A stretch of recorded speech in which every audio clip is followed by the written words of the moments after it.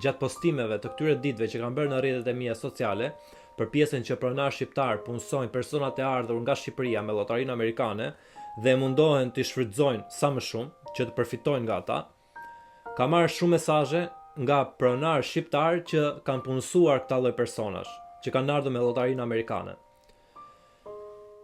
Ku më theksojnë se jo gjithmonë faji është i pronarëve, por ndodh ka dhe situata që faji është i punëtorëve, i atyre që vinë nga Shqipëria.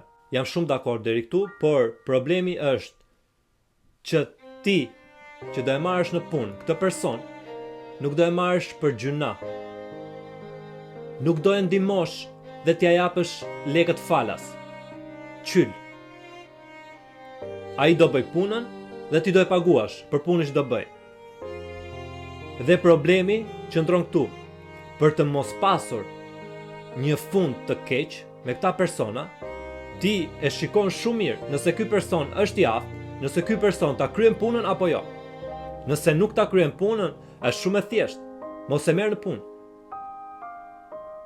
Ama nëse ti mendon që ky person është i përshtatshëm për punën tënde, atëherë mos abuzo.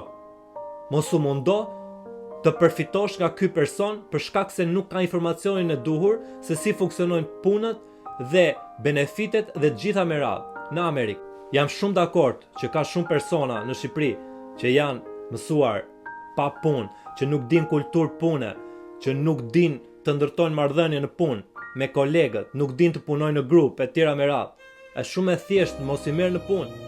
Absolutisht ka një risk shumë të madh që do dalësh në komunitetin e shqiptarëve sikur ti nuk ndihmon, sikur nuk je mbështetës ndaj shqiptarëve, por më mirë një hidhur në fillim dhe pastaj secili e kupton vetë arsye, se sa ta marrësh në punë dhe të kesh probleme, edhe në fund fare prap të dalësh i keq.